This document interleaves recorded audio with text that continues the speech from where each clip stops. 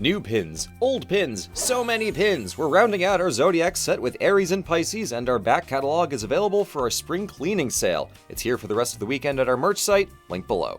History is already so dang complicated, sometimes we just want it to make sense, so we love chopping up the timeline into neat little eras. Classical world, medieval, Renaissance, modern. It's nice, it's easy, and it's completely deceptive, especially in the case of the Enlightenment. This so-called Age of Reason spanned from the late 1600s through to the end of the 1700s and is largely understood as Europe's intellectual movement away from faff-like religious wars and towards tolerance, science, and reason. On the tin, it suggests an age where people were smart, trying to understand the world more and devise creative ways to make it better. That all did happen, but we can't forget that we're dealing with history, and people are still, well, people. Because outside of the academies and hot new treatises about living in a society, the world looked pretty normal, arguably worse. The triangle trade and slavery were still going strong, meanwhile Europe had invented the concept of global war. So while the Enlightenment was an exciting age of reason for some, it was business as usual for everyone else. Even still, the most celebrated minds of the era were not perfect machines of rational thought, as famed philosophers Voltaire and Rousseau were arguably the most insane people on the continent because of each other. In short, the Enlightenment is not quite a hypocritical period in history, but it's definitely whack, and all the more interesting for it. And one book written by our Parisian pal Voltaire captures this messy spirit of the age better than any other,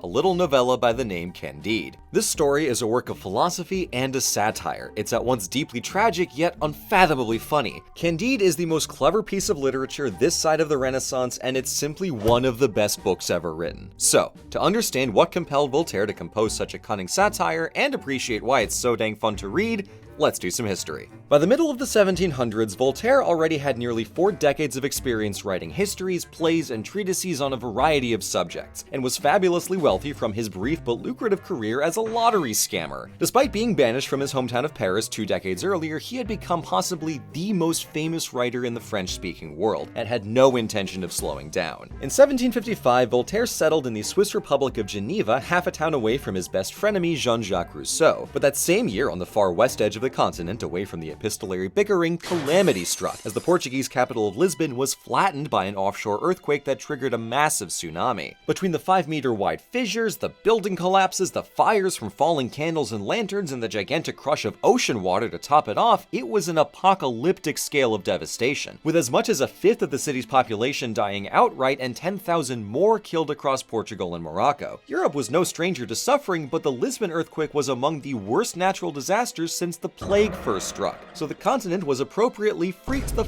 f*** out by it. Confounding the usual attempts to suss out a heavenly cause for the trauma, the quake had struck on All Saints' Day and destroyed every major church in Lisbon, so nobody could make sense of why God would ruin his own feast day or what he was even punishing them for, if indeed this was God's work at all. See, in the early 1700s, the fashionable philosophy of the day was optimism, the belief that our big buddy God made us the optimal world to live in, so everything that happens, however seemingly good or bad, was in service of this perfect or near-perfect world. The two most famous optimist philosophers were Gottfried Wilhelm Leibniz, who independently discovered calculus at the same time as Isaac Newton, and Alexander Pope, best known for his extremely good translations of the Iliad and Odyssey into rhyming English verse. Pope had claimed that what is right, and Leibniz asserted that we live in the best of all possible worlds to square the idea that we don't live in a perfect world free from suffering, but we live in the best world God could possibly create and maintain for us. Both men had died earlier in the 1700s, but their philosophy remained extremely popular even to this day. Not to put too fine a point on it, but this is the same core logic behind God works in mysterious ways and everything happens for a reason. And while I pride myself on my calm and even-handed coverage of history, Voltaire thought all this blind justification for misery was, in fact, horseshit. He quickly composed a brief 180-line poem on the Lisbon disaster, poking holes in the optimist logic, and mailed a copy to his friend and fellow philosopher Rousseau, who was thoroughly unimpressed. He in turn argued that the real evil was society, packing people so tightly into cities with all those dangling buildings just itching to collapse, but if people lived in nature instead, everything would have been fine. Voltaire didn't respond to his pen pal's claim directly, but we can easily imagine a retort along the lines of, "What? No. What? Forget the buildings, you daft, surprisingly handsome idiot. It's the whole ass tsunami. The water would kill anyone in sight of the coast whether they lived in a city or not. And it did. That's the problem. Not society, you smoochable buffoon. You idiot. God. And so the stage is set, with Voltaire at the intersection of the worst calamity in his century, plus the onset of the 7 Years' War, and that philosophy of smug complacency he despised. Naturally, the result was the single funniest book in French history, that little 100-page satire called Candide, or Optimism. The story begins in the perfectly ideal castle of Thunder-Ten-Tronckh in Westphalia, at least according to the protagonist Candide anyway. He's only seen one castle, but it has gates and windows, so lacking any other evidence, it's gotta be the best in the world. Candide is an eager young lad, very personable and extremely naive. That outlook is encouraged by his tutor Pangloss, an optimist philosopher who believes that all is for the best in this best of all possible worlds. But as the book will soon reveal, all is not for the best, as Candide gets booted from the castle for an affair with the Baron's daughter, and he sets on a perilous journey across the world, traversing Europe and crossing the Atlantic to South America before coming back east and finally ending in autumn in Constantinople. Along the way, he and his gaggle of misfit travel buddies suffer every variety of hardship, from violence to imprisonment to natural disasters, and witness several more. If optimism claims that our world is the best one possible, Voltaire's aim here is to skewer that fallacy with the spear point of satire. It's a winning strategy. Why write an overlong critique of a philosophy when you can mock it far more expediently? The wise Dr. Pangloss sagely claims that noses were formed to support spectacles, therefore we have spectacles.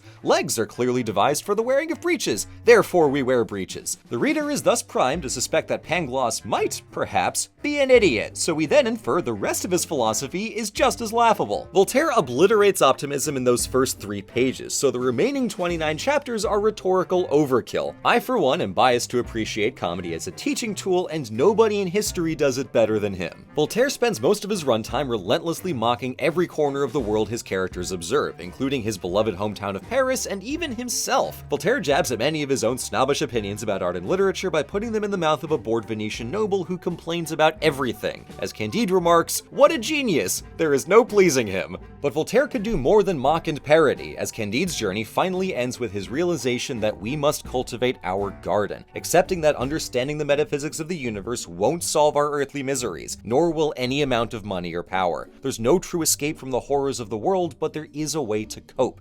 The hard work of quiet, calm self-improvement, rejecting want, rejecting vice. After 29 chapters of near non-stop torment between natural disasters like the Lisbon quake and man-made atrocities like the 7 Years' War and colonial slavery, this interpretation of Stoic philosophy certainly fits. But also, in addressing Voltaire's own crisis of faith after the IRL Lisbon tragedy, wondering how a loving God could possibly let this happen, this philosophy rings with a genuine sincerity. Now, as with all comedy, to explain the joke is to ruin the joke, so permit me instead a brief taste of Voltaire's prose from chapter 2, when Candide finds himself press-ganged to fight in the 7 Years' War and is caught trying to leave.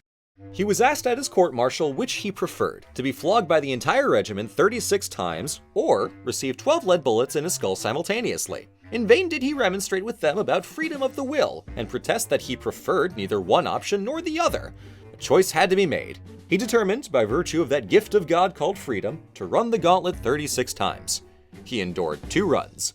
As they were lining up for the 3rd run, Candide, who could take no more, politely asked if they would instead be so kind as to cave his head in. The plea was granted.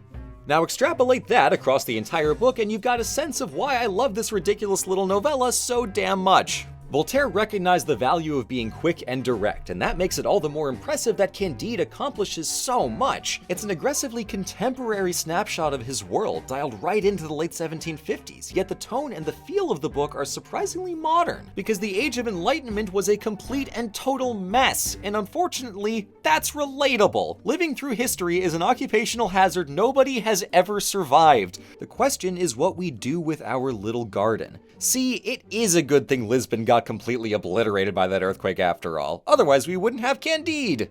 Flawless logic. Thank you so much for watching. In the interest of not spoiling all the fun, I didn't talk about the part where Candide arrives in actual literal El Dorado, or why on earth he decided to leave. But that's why you should read it for yourself and find out. Well, you're all laughing at Voltaire's hilarity, I've got to get back to work, so I'll see you in the next video.